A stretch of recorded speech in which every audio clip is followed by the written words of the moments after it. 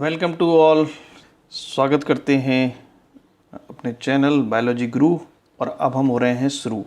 आज का टॉपिक रहेगा एंडोप्लाज्मिक रेटिकुलम। ओके, अब ये क्या है कि ये केवल और केवल यूकेरियोट सेल में पाए जाते हैं। इलेक्ट्रॉन माइक्रोस्कोप पे इनको देखा गया तो ये क्या करते हैं, एक नेटवर्क लाइक स्ट्रक्चर बनाते हैं, that is called reticulum. This is tiny tubular structure, ठीक है। और पूरे साइटोप्लाज्म में ये बिखरे रहते हैं, इनको बोलते हैं ईआर, एंडोप्लाज्मिक रेटिकुलम। अब हम इनकी स्ट्रक्चर अगर देखें तो बेसिकली जो ईआर हैं वो दो तरह के होते हैं। एक तो होता है आरईआर, रफ एंडोप्लाज्मिक रेटिकुलम, दूसरे होते हैं स्मूथ एंडोप्लाज्मिक रेटिकुलम।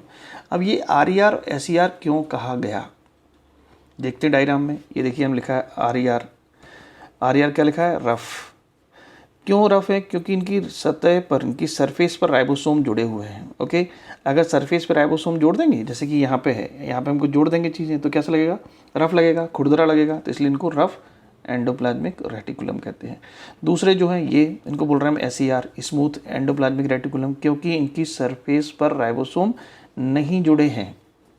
तो राइबोसोम के आधार पर हैं, जुड़े हैं या नहीं जुड़े हैं। तो राइबोसोम जुड़े हैं तो आरईआर, नहीं जुड़े हैं तो एसईआर। अब क्वेश्चन आता है कि राइबोसोम का कौन सा पार्ट जुड़ा हुआ है। तो हम जानते हैं कि राइबोसोम जो एटीएस टाइप होते हैं, दो पार्ट होते हैं, 60S और 40S। ओके, तो इसमें 60S यूनिट जुड़ी रहती है, लिखा है ना 60S ऑफ 80S। 40S भी जुड़ती है जब प्रोटीन सिंथेसिस हो रही होगी। अब आपको जोड़ने के लिए चाहिए ना फेविकॉल यहाँ पे, तो फेविकॉल की तरह काम कौन करता है? वो एक राइबोफ्लोरिन है, राइबोफ्लोरिन प्रोटीन है 1 और 2, जो एक प्रकार की ग्लाइकोप्रोटीन है जो इसको जोड़ने में काम आई थी, फेविकॉल की तरह काम करेगी। ओके, नाउ अब हम बात करते हैं कि ये अगर स्ट्रक्चर आप देखें तो इसमें दो कंपार्टमेंट दिख रहे हैं। ये मेम्ब्रेन से घिरा हुआ पार्ट जो है inside the ER, that is called, इसको बोलते हैं ल्यूमेन बोलते हैं। क्या बोलते हैं इसको? हम इसको बोलते हैं ल्यूमेन। ओके, और इस कंपार्टमेंट को बोलेंगे ल्यूमिनल कंपार्टमेंट, जो क्या रहता है इनसाइड द ईआर। अब ईआर के बाहर ये दिख रहा है ना पार्ट, ये वाला, या हम कहें ये वाला साइटोप्लाज्म की तरफ। ओके, तो साइटोप्लाज्म की तरफ जो होता है उसको बोलते हैं एक्स्ट्रा ल्यूमिनल। तो दूसरा पार्ट क्या होता है? Extra luminal. कहाँ की तरफ है? साइटोप्लाज्म की तरफ, ठीक है। तो दो कंपार्टमेंट होगा, luminal inside the ER, extra luminal cytoplasm की तरफ। ओके, अब हम देखें कि ये जो न्यूक्लियर मेम्ब्रेन है, आउटर न्यूक्लियर मेम्ब्रेन, इससे ये जुड़ी हुई है, आरईआर जुड़ी है ना, और it is extensive and continuous with the outer nuclear membrane. यहाँ से लेके यहाँ तक पूरा फैली हुई है। तो क्या लिखा है आरईआर के बारे में? Extensive and continuous with outer nuclear membrane, ठीक है।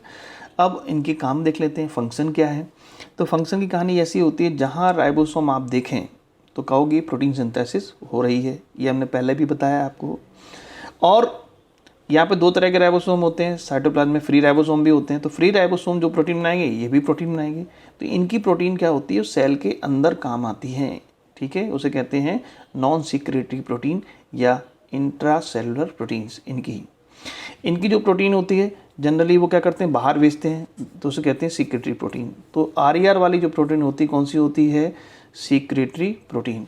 अब क्वेश्चन दिमाग में आता है कि आरईआर सभी प्रोटीन को बाहर भेजते हैं, या सेल के अंदर कोई जगह है जहाँ पे इनकी प्रोटीन भेजते हैं? तो एक जगह है लाइसोसोम।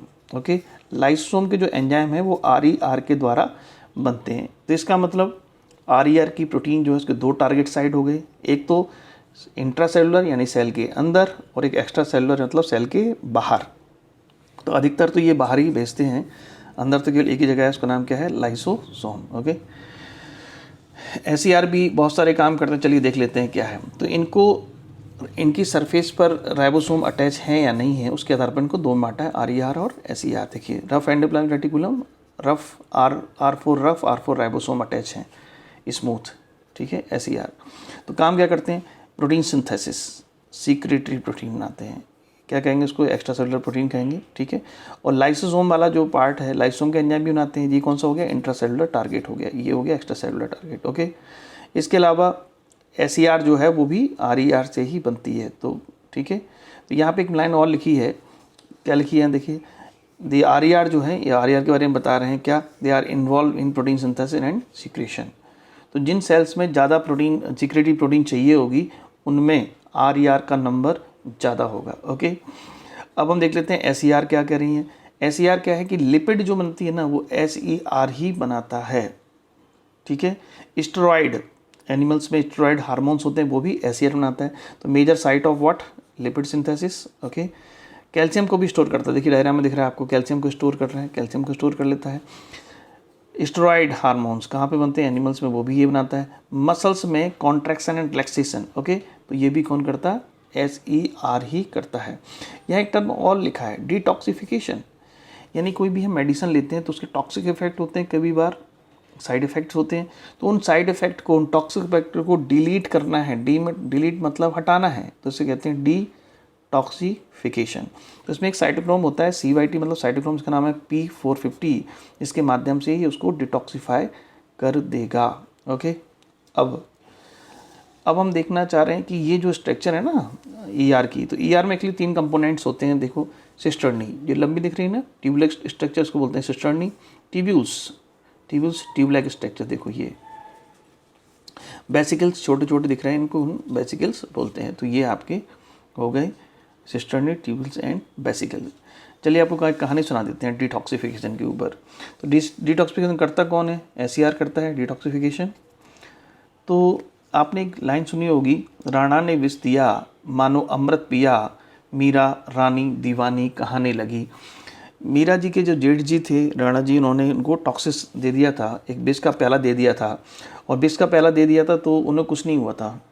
इसका मतलब हो सकता है कि उनके SCR बहुत तगड़े रहे होंगे भाई, जिससे कि उन्होंने उसको, उस टॉक्सिक को डिटॉक्सीफाई कर दिया हो। ओके, ये आपका डायग्राम है एंडोप्लाज्मिक रेटिकुलम का, जिसमें आप देख पा रहे हैं कि ये है RER, okay, rough endoplasmic reticulum, क्योंकि इनकी सरफेस पे क्या जुड़े हुए हैं, राइबोसोम जुड़े हुए हैं। ठीक है, कौन से वाले जुड़े हुए हैं, 60S और 80S। ओके, ये कौन सी स्मूथ, जो कि लिपिड और स्टेरॉयड सिंथेसिस करेंगी, ये न्यूक्लियर मेम्ब्रेन है, उससे जुड़े हुए हैं। ओके, तो इसमें 2 ही चीज़ देखनी है, एक तो ये देखना है कि RER SCR क्या होते हैं, दूसरा 2 तरह कंपार्टमेंट है, ल्यूमिनर और एक्स्ट्रा ल्यूमिनर। Thank you.